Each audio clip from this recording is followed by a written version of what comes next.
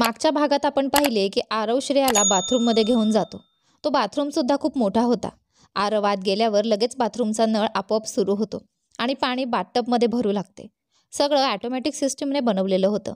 आरव श्रेयाला म्हणतो, जा बाथटबमध्ये बस आणि स्वतःला व्यवस्थित साफ कर. श्रेया त्याचे बोलणं ऐकून आश्चर्याने विचारते, काय? पण का? आरव म्हणतो, कारण मी नाही इच्छित की जेव्हा मी तुझ्या जवळ येईन तेव्हा तुझ्या शरीरावर माझ्याशिवाय कोणाचाही स्पर्श असावा. आणि काही वेळापूर्वी इतक्या डॉक्टरांनी तुला हात लावला आहे. त्यामुळे नीट स्वतःला स्वच्छ कर. समजलं? श्रेया आश्चर्याने म्हणते, हे तुम्ही काय बोलताय? तुम्हाला समजतंय का? आरव विचारतो, तुला पोहता येतं का? श्रेया त्याचा हा बेतुका प्रश्न ऐकून म्हणते, नाही. पण का? आरव म्हणतो, कारण माझ्या खोलीत एक स्विमिंग पूलही आहे. जर तू माझं ऐकलं नाहीस आणि प्रश्न विचारणं बंद केलं नाहीस तर मी तुला उचलून थेट स्विमिंग पूलमध्ये फेकून देईन. त्यामुळे माझं ऐक आणि स्वतःला स्वच्छ कर. इतकं बोलून तो बाथरूमच्या बाहेर जातो. श्रेया रागाने म्हणते, कुठे अडकले मी? कसं बाहेर पडू इथून? जिथं जाईल तिथं हा मला पकडेल. कळत नाही आता काय होणार. हा माणूस पूर्ण वेडा आहे. मला घरी जायचंय. मला इथे राहायचं नाही. श्रेयाला मग आठवतं की तिचा मोबाईल सुटकेसमध्येच राहिला आहे. श्रेया म्हणते, आई मला कॉल करत असेल. मला आईशी बोलायला हवं. आज दिवसभर मी तिला कॉल केला नाही. पण हा डेव्हिल मला आईशी बोलू देईल का? ती हेच विचार करतच तिथे बसून राहते. 10 मिनिटांनी आरव बाथरूमचे दार जोरजोराने ठोठावू लागतो.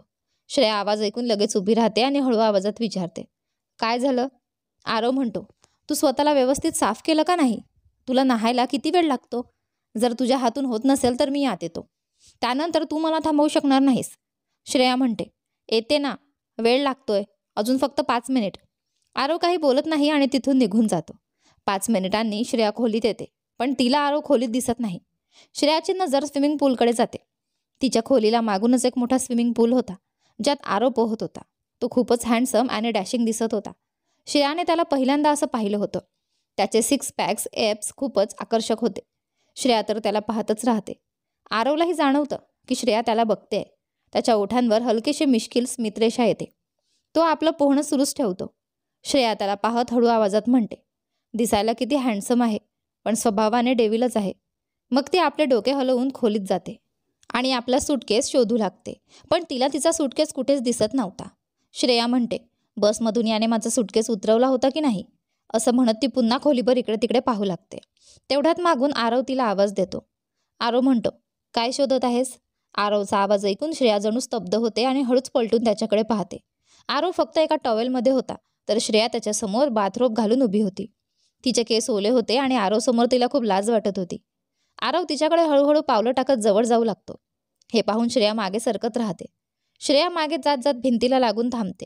आरव तिच्या अगदी जवळ येऊन उभा राहतो. इतका की श्रेयाला त्याचा श्वास स्वतःवर जाणवत होता. श्रेया खाली नजर करून उभी होती. तिला खूप अस्वस्थ वाटत होतं की आता आरव तिच्यासोबत काय करणार आहे. आरव तिच्याकडे पाहत राहतो. तो मग हळूच म्हणतो, तू खूप सुंदर आहेस. मी आजपर्यंत तुझ्यासारखी सुंदर मुलगी पाहिली नाही. जेव्हा माझ्या आईने पहिल्यांदा तुझा घुंगट उचलला तेव्हा तुला पाहून मी स्तब्ध झालो होतो. मी कधी कोणत्याही मुलीकडे पाहिले नाही, पण तुझ्याकडे पाहिल्यावर डोळे हटवायचे मनच होत नाही. मला फक्त तुला असंच पाहत राहावंसं वाटतं. श्रेया त्याच्या बोलण्याचे काही उत्तर देत नाही. ती त्याच्याकडे बघतही नाही. आरव तिच्या ओल्या केसांचा गंध घेत म्हणतो, तुझा सुवास खूप मोहक आहे. तू मला तुझ्याकडे आकर्षित करतेस. तर तू तयार आहेस का? असं म्हणत तो तिच्या दोन्ही खांद्यांवर आपले हात ठेवतो. आरवचे बोलणं ऐकून श्रेया लगेच त्याचा हात खांद्यावरून दूर करते आणि बाजूला सरकत म्हणते, तयार होणं म्हणजे काय? मला कशासाठी तयार व्हायचं आहे? आरव तिचे बोलणं ऐकून हसत म्हणतो, मी डॉक्टरकडून तुझं फुल बॉडी चेकअप करून घेतलं होतं. जेणेकरून मी तुझ्या जवळ आलो तर तू काही आजाराचं कारण सांगू नकोस. आणि मी तुला स्वतःला स्वच्छ करायला सांगितलं होतं, जेणेकरून तुझ्या शरीरावर कोणाचाही स्पर्श उरलेला नसेल. तरीसुद्धा तू मला विचारतेस की तुला कशासाठी तयार व्हायचंय? विसरलीस का? आज आपली पहिली रात्र आहे. तर तयार आहेस ना? आरवचे बोलणं ऐकून श्रेया घाबरत म्हणते, पहा आरवजी, मी या लग्नाला मान्यता देत नाही. आरव तिचे बोलणं ऐकून रागाने म्हणतो, ही गोष्ट तू कितीदा बोलणार आहेस? तुला कंटाळा येत नाही का? मीही तुला सांगितलंय, तू मान्य कर किंवा नको कर, पण मी या लग्नाला मानतो आणि तू माझी पत्नी आहेस. श्रेया म्हणते, तुम्ही मानता ते ठीक आहे, पण कायदासुद्धा हे लग्न मान्य करणार नाही. आरव म्हणतो, का? श्रेया म्हणते, कारण मी फक्त 20 वर्षांची आहे. जेव्हापर्यंत माझे वय 21 होत नाही तेव्हापर्यंत हे लग्न बेकायदेशीर ठरेल. त्यामुळे तुम्हाला 1 वर्ष थांबावं लागेल. तोपर्यंत तुम्ही माझ्याजवळ येणार नाही किंवा मला स्पर्श करण्याचा प्रयत्नही करणार नाही. आरव तिचे बोलणं ऐकून मागे सरकतो आणि काहीतरी विचार करू लागतो. श्रेया मनातल्या मनात देवाला आठवते की आरव तिचे म्हणणे मान्य करेल. आरव तिच्याकडे पाहतो आणि काहीही न बोलता खोलीतून बाहेर निघून जातो. हे पाहून श्रेया स्वतःशीच म्हणते. श्रेया म्हणते, या शैतानाने माझं बोलणं मान्य केलं का? काहीही न बोलता निघून गेला. आरव बाहेर गेल्यानंतर 5 मिनिटांनी एक बाई खोलीत येते आणि डोकं झुकवत म्हणते. सुनबाई, जी तिचे डोकं हलवत दरवाजाकडे पाहते. दरवाजा उघडाच होता. तिने दरवाजा बंद केला आणि पटकन कपडे बदलले. ती पलंगावर जाऊन झोपत म्हणाली, याच्या येण्याआधीच झोपून जावं, नाहीतर तो परत पहिल्या रात्रीचा हट्ट करायला लागेल. असं म्हणत ती कपडे बदलून झोपली. 1 तासानंतर आरव खोलीत परत येतो. दरवाजाचा आवाज ऐकत श्रेया चादर घट्ट धरून घेते. ती अजून झोपलेली नव्हती. कदाचित जागा नवीन असल्यामुळे किंवा आरवच्या भीतीमुळे झोप लागत नव्हती. ती मनात म्हणते, दररोज झोपायला वेळ लागत नाही, पण आज किती वेळ झाली तरी झोप येत नाही. आणि आता हा खडूस परत आलाय. आरव तिच्याकडे एक नजर टाकतो. मग तो कपाटातून शॅम्पेन काढून प्यायला लागतो. श्रेयाला खूप घाबरायला होतं. आरव मग पलंगावर तिच्या बाजूला बसतो आणि तिला पाहू लागतो. श्रेया त्याच्याकडे पाठ फिरवून झोपल्याचा आव आणत होती, पण तिला आरवच्या नजरा स्वतःच्या शरीरावर जाणवत होत्या. त्याचं तिच्याकडे पाहणं तिला खूपच अस्वस्थ करत होतं. श्रेया डोळे मिटून विचार करते, हा मला असा का घुरतोय? झोप का येत नाही याला? ती विचार करत असतानाच तिला पोटावर हात लागल्याचे जाणवते. तिला कळतं की आरवने तिच्या पोटावर हात ठेवला आहे. त्यानंतर तो तिच्या नाईट सूटची दोरी सोडतो आणि तिच्या पोटावर हात फिरवू लागतो. श्रेया चुपचाप न हलता तशीच पडून राहते. तिचा घाबरलेला श्वास लपवणंही कठीण होतं. आरव हळूहळू तिच्या कमरेच्या खाली हात फिरवतो आणि नंतर तो तिच्या छातीच्या दिशेने हात नेऊ लागतो. हे जाणवताच श्रेया चादर आणखी घट्ट धरते आणि डोळे जोरात मिटून घेते. आरव तिच्या कानाजवळ येऊन हलकासा किस करत म्हणतो, तुला झोप येत नाही का? त्याचे बोलणे ऐकूनही श्रेया काहीच उत्तर देत नाही. ती फक्त झोपेचा आव आणत राहते. पण आरवला चांगलंच समजतं की ती झोपलेली नाही, फक्त अभिनय करते. आरव त्याच्या बोटांनी तिच्या मानेवरून हलकासा स्पर्श करत म्हणतो, जर झोप लागत नसेल तर आपण काहीतरी वेगळं करू शकतो. मी तयार आहे, पण तू तयार आहेस का?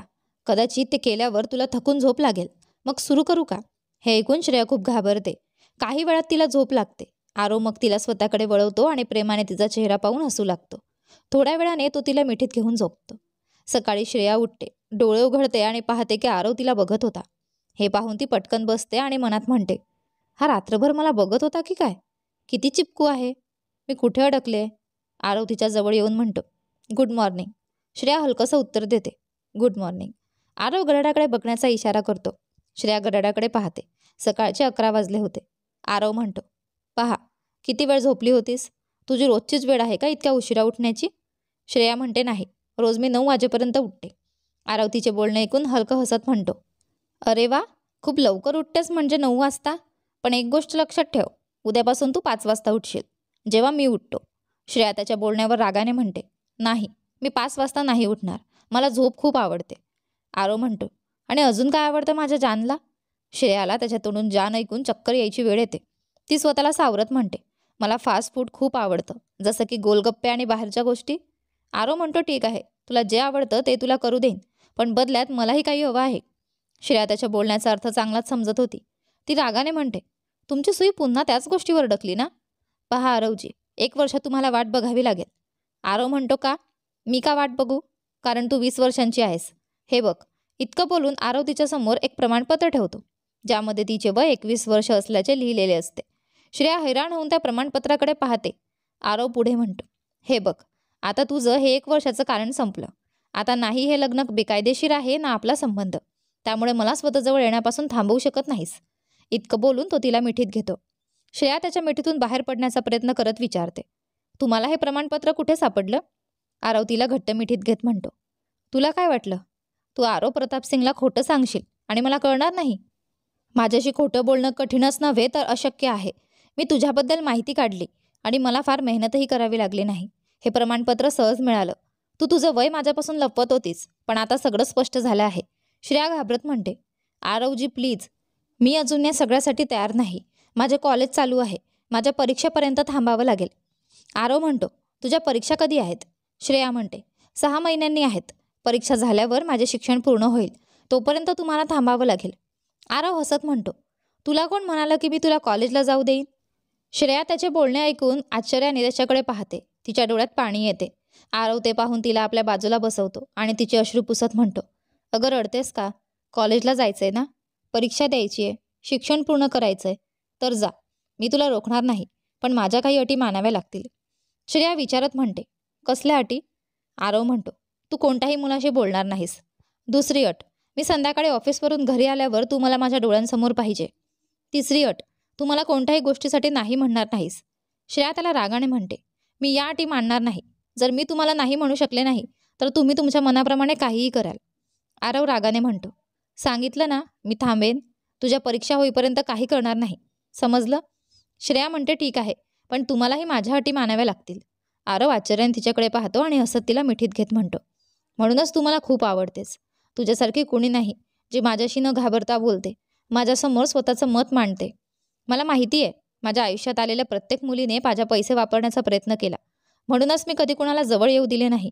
पण तू पहिली मुलगी आहेस जिला मी स्वतः जवळ आणायचं ठरवलंय. पण तू मला जवळ येऊ देत नाहीस, आणि जितकं तू मला थांबवतेस तितकंच माझं तुझ्यावरचं प्रेम वाढते. मला नेहमी अशा गोष्टी मिळवायला आवडतात ज्या मिळवणं कठीण असतं. बरं सांग, तुझ्या अटी काय आहेत? श्रेया म्हणते, माझी पहिली अट आहे की तुम्ही माझ्या परवानगीशिवाय काहीच करणार नाही. दुसरी अट, तुम्ही मला कधीही कैद करून ठेवणार नाही. मला माझ्या इच्छेनुसार बाहेर जाता येईल. आरव म्हणतो, ठीक आहे, तुझ्या या दोन्ही अटी मला मान्य आहेत, पण तू पळून जाण्याचा किंवा माझ्यापासून दूर जाण्याचा प्रयत्न करू नकोस. श्रेया यावर काहीच उत्तर देत नाही. आरव म्हणतो, काय झालं? काय विचार करते आहेस? श्रेया म्हणते, माझी सुटकेस कुठे आहे? त्यात माझा मोबाईल होता आणि माझे कपडेही होते. आरव म्हणतो, तू तुझ्या सुटकेसचा विचार सोडून दे. त्यातले कपडे तुझ्या लायक नाहीत. तू आता आरव प्रताप सिंगची पत्नी आहेस, त्यामुळे तुझे कपडेही तुझ्या नव्या ओळखीप्रमाणे असायला हवेत. इतकं बोलून तो उभा राहतो आणि तिचा हात पकडून तिला खोलीच्या बाहेर नेतो. श्रेया फक्त त्याच्याकडेच पाहत राहते. आरव तिला लिफ्टने खालच्या मजल्यावर नेतो आणि एका खोलीत घेऊन जातो. श्रेया खोलीत जातात समोरचं दृश्य पाहून आश्चर्यचकित होते. खोलीच्या आत मिनी मॉलसारखं काहीतरी बनवलं होतं, जिथे प्रत्येक प्रकारच्या ब्रँडेड आणि स्टायलिश कपड्यांचा संग्रह होता. तिथे प्रत्येक कपड्याला मॅच होणारे सँडल्स, बूट, मेकअपचे सामान आणि दागिनेही होते. काही स्टाफ मुली तिथे डोकं झुकवून उभ्या होत्या. आरव श्रेयाला म्हणतो, आता तुला जे कपडे घालायचे असतील ते तू इथून निवडून घे आणि तेच घाल. श्रेया फक्त त्या कपड्यांकडेच पाहत राहते. तिने असे कपडे आयुष्यात पहिल्यांदाच पाहिले होते. ती मग आरवला विचारते, माझा मोबाईल कुठे आहे? मी कालपासून घरी फोन केला नाही. माझी आई खूप काळजी करत असेल. आरव तिला एक महागडा मोबाईल पुढे करत म्हणतो, हे घे. श्रेया तो मोबाईल पाहून रागाने म्हणते, तुम्ही माझा मोबाईलसुद्धा बदलून टाकलात. मला सगळ्यांचे नंबर लक्षात नाहीत. आरव म्हणतो, डोंट वरी, सिम जुनीच लावली आहे. तू आपल्या घरी फोन करू शकतेस. आणि आता जा, तयार हो. लंचनंतर आपण बाहेर फिरायला जाऊ. इतकं बोलून आरव तिथून निघून जातो. तेवढ्यात एक मुलगी श्रेयाकडे येते आणि म्हणते, सुनबाई, आज तुम्ही कोणते ड्रेस घालणार आहात? सरांनी सांगितलंय की तुम्ही एकदा जी ड्रेस घालाल ती पुन्हा कधीच घालू शकत नाही. श्रेया हे ऐकून आश्चर्यचकित होत तिच्याकडे पाहते. ती मुलगी म्हणते, हे सरांची ऑर्डर आहे सुनबाई, आणि सरांचा आदेश तुम्ही नाकारू शकत नाहीत. श्रेया तिच्या बोलण्याने संतापते पण काही बोलत नाही. त्या मुलीने एक ड्रेस, मॅचिंग दागिने आणि सँडल दाखवत म्हणते, तुम्ही हे घाला. खरं तर तुम्ही खूप सुंदर आहात. तुम्ही काहीही घातलं तरी छानच दिसाल, पण आज यापासून सुरुवात करा.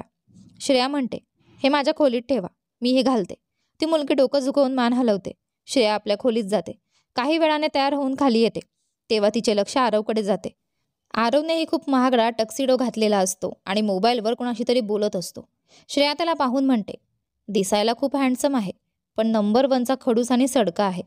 आरव फोन कट करून श्रेयाकडे येतो आणि तिला डोक्यापासून पायापर्यंत पाहतो. श्रेयाने खूपच क्लासी गाऊन घातला होता, ज्यात ती खूप सुंदर दिसत होती. आरव तिच्या गालावर किस करतो. श्रेया हे पाहून आपल्या गालावर हात ठेवते. आरव म्हणतो, खूप सुंदर दिसते आहेस, चल आता. इतकं बोलून तो आपला हात पुढे करतो.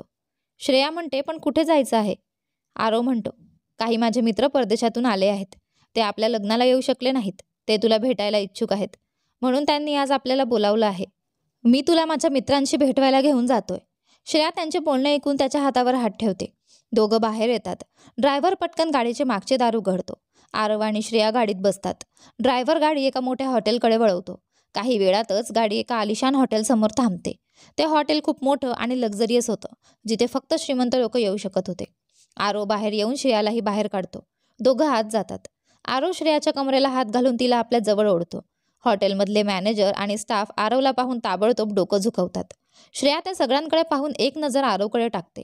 आरव समोर बघत फुल ॲटिट्यूडमध्ये चालत होता. त्याचा रुतबा असाच काहीतरी होता की लोक त्याला पाहून आपोआप डोकं झुकवत. ही गोष्ट आज श्रेयालाही जाणवत होती. आरव एका दरवाजासमोर थांबतो. हॉटेलचा स्टाफ तो दरवाजा उघडतो. आरव आणि श्रेया आत जातात. आत एक मोठा हॉल होता. तिथे आरवचे सगळे मित्र होते आणि त्यांच्या हातात ड्रिंकचे ग्लास होते. ते सगळे आरवचीच वाट पाहत होते. आरव श्रेयासोबत आत जातात सगळे आपापले ग्लास उचलून म्हणतात, वेलकम. आरव त्यांच्याकडे पाहून हसतो. त्याने अजूनही श्रेयाच्या कमरेवर हात ठेवलेला असतो. श्रेया हे पाहून त्याचा हात कमरेवरून काढायचा प्रयत्न करते. आरव तिच्याकडे एक नजर टाकतो आणि हळूच म्हणतो, शांत उभी राहा, समजलं? श्रेया गप्प उभी राहते. आरव श्रेयाला आपल्या सगळ्या मित्रांची ओळख करून देतो. श्रेया हसून सगळ्यांना भेटते. आरवचा एक मित्र विनय म्हणतो, वहिनी तुम्ही खूप सुंदर आहात. तुमची एखादी बहीण आहे का? श्रेया म्हणते, म्हणजे? विनय म्हणतो, तुम्ही सुंदर आहात तर तुमची बहीणसुद्धा नक्की सुंदर असेल आणि माझ्या घरचे माझ्यासाठी मुलगी पाहत आहेत म्हणून विचारलं. श्रेया त्याचे बोलणं ऐकून रागाने म्हणते, माझी कोणतीही बहीण नाही. विनय म्हणतो, कोणतीही नाही? ठीक आहे. तेवढ्यात आरवचा दुसरा मित्र समीर श्रेयाजवळ येतो आणि म्हणतो, हॅलो श्रेया, मी समीर आहे, आरवचा बेस्ट फ्रेंड. श्रेया त्याला हात जोडून नमस्ते म्हणते. समीर हसत म्हणतो, नमस्ते कोण करतं? हे तर ओल्ड फॅशन आहे. आजकाल तर गळाभेट घेतात. श्रेया त्याला नकार देण्याआधीच तो तिच्या गळ्यात पडतो. आरव जो इतर मित्रांशी बोलत असतो हे दृश्य पाहतो आणि खूप रागावतो, पण त्या क्षणी काही बोलत नाही. थोड्या वेळाने लंचनंतर आरव आणि श्रेया सगळ्यांना बाय करून परत मेन्शनला येतात. आरव अजूनही खूप रागात असतो. तो श्रेयाचा हात पकडून तिला खोलीत नेतो आणि दरवाजा बंद करून रागाने म्हणतो, तुझ्या कपड्यांमध्येच लगेच बदल कर. श्रेया म्हणते, पण अचानक काय झालं? आरव दात चावत म्हणतो, तू जर 2 मिनिटात कपडे बदलले नाहीस तर मी ते माझ्या पद्धतीने काढून टाकेन. श्रेया ही धमकी ऐकून घाबरते आणि लगेच कपडे बदलून बाहेर येते. आरव तिचा गाऊन घेतो आणि त्याला आग लावतो. श्रेया हे पाहून विचारते, हे तुम्ही काय केलं? हा गाऊन का जाळला? आरव तिच्या प्रश्नाचे उत्तर न देता तिचा हात पकडून तिला बाथरूममध्ये नेतो आणि शावर चालू करतो. त्याच्या दोन्ही हातांनी तिला अडवत तो तिच्या डोळ्यांमध्ये रागाने पाहतो. श्रेया त्याच्याकडे पाहत राहते. त्याच्या डोळ्यांतला राग तिला स्पष्ट दिसतो. शेवटी ती नजर झुकवते. आरव रागाने म्हणतो, कोणीतरी तुला स्पर्श करेल हे मी सहनच करू शकत नाही आणि तो समीर तर थेट तुला गळामिठीच घालतो. हे मी कसं सहन करू शकतो? म्हणूनच मी तुझा तो ड्रेस जाळला. चल आता स्वतःला साफ कर. श्रेया म्हणते, पण यात माझी काय चूक आहे? मी काही सांगितलं नव्हतं त्याला की तो मला गळामिठी घालावी. आरव म्हणतो, तसंच आहे, म्हणूनच तुला शिक्षा दिलेली नाही, फक्त ड्रेस जाळला आहे. पण जर मी कधी पाहिलं की तू कोणाला स्वतःहून गळामिठी घातली आहेस तर शिक्षा तुलाच मिळेल. श्रेया त्याचे बोलणं ऐकून त्याच्याकडे पाहते आणि मग आपले हात चोळायला लागते. आरव तिच्याकडे बघत असतो. काही वेळाने तो म्हणतो, झालं का? चल आता. इतकं बोलून तो तिचा हात पकडतो आणि तिला खोलीत नेतो. मग कपाट उघडून आपली नाईट ड्रेस काढतो आणि क्लोजेट रूममध्ये जातो. श्रेयासुद्धा आपला नाईट सूट चेंज करून बेडवर बसते. ती अजूनही थोड्या वेळापूर्वी घडलेल्या घटनांचा विचार करत असते. काही वेळाने आरव खोलीत येतो आणि तिच्या शेजारी येऊन बसतो. श्रेया आपल्या विचारात हरवलेली असते. तिला कळतच नाही की आरव तिच्या जवळ आला आहे. आरव तिच्याकडे पाहत राहतो. मग तो हळूच तिच्या खांद्यावर हात ठेवतो. श्रेया अचानक त्याच्या स्पर्शाने घाबरून मागे सरकते. आरव म्हणतो, काय झालं? मला बघून घाबरलीस का? मी आहे तुझा नवरा की कुणा दुसऱ्याबद्दल विचार करत होतीस? श्रेया त्याचे बोलणं ऐकून मार नकारार्थी हलवत म्हणते, नाही, मला घराची आठवण येते आहे. मी काही दिवसांसाठी घरी कोलकात्याला जाऊ इच्छिते. आरव म्हणतो, कुठेही नाही जाणार तू? श्रेया विचारते, का नाही जाऊ शकत मी? आरव म्हणतो, कारण मी सांगतोय, मला तू माझ्या डोळ्यांसमोर हवी आहेस आणि मी तुला आता कधीच स्वतःपासून दूर जाऊ देणार नाही, समजलं का?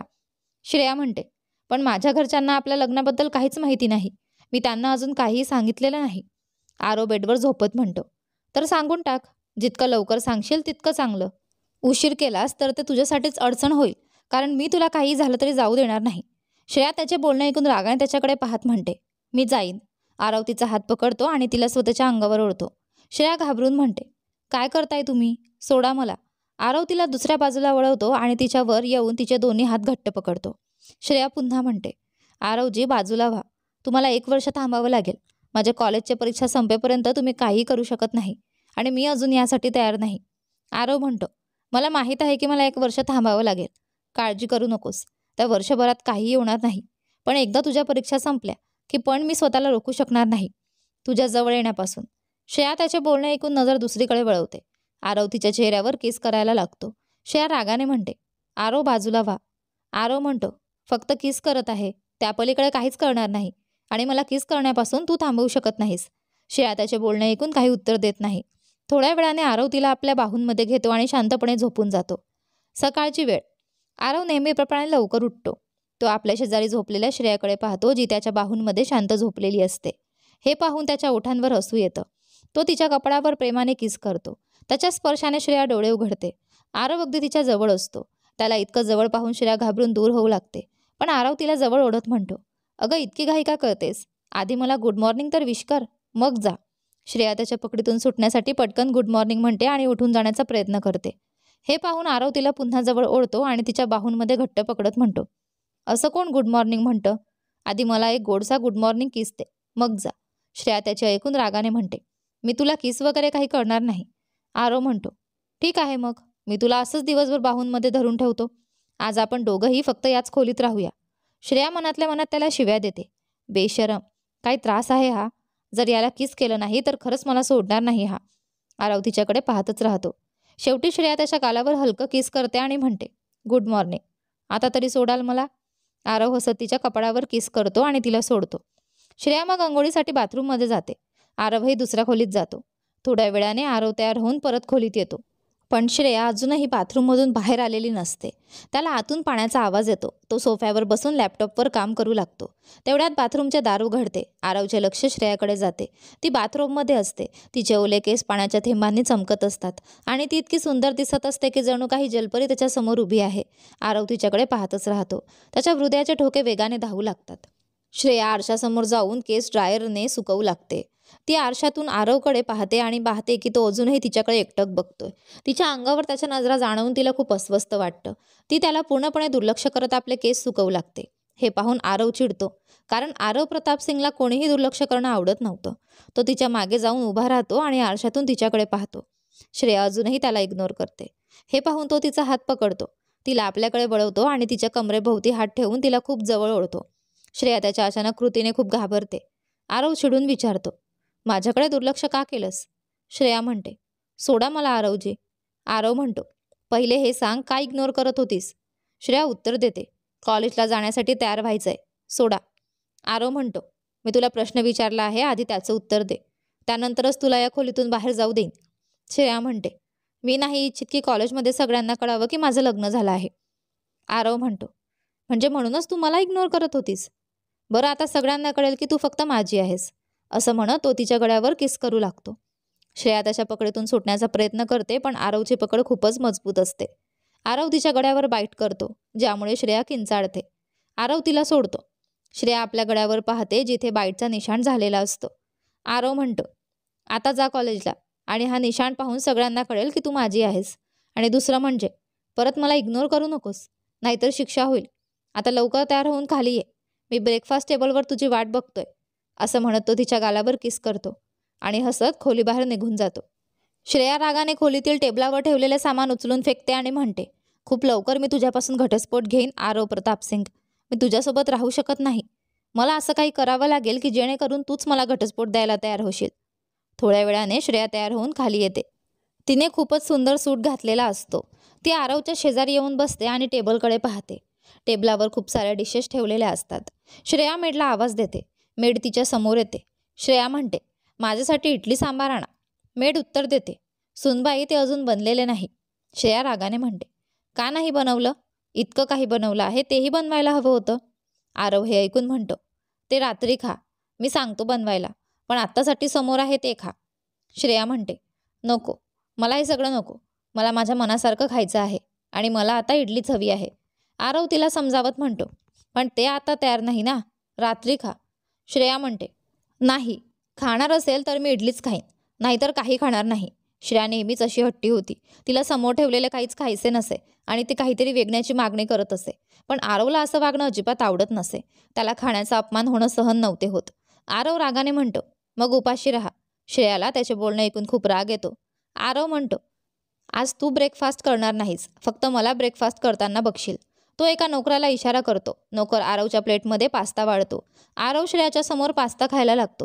पास्ताकडे पाहून श्रेयाच्या तोंडाला पाणी सुटतं. श्रेया आरवकडे बघत म्हणते, सॉरी, आतापासून कधी हट्ट करणार नाही. समोर ठेवलेलं चुपचाप खाईन आणि काही हवं असेल तर आधीच सांगेन. प्लीज मला खायला दे. खूप भूक लागली आहे. लंच ब्रेकपर्यंत कसं राहू शकते मी?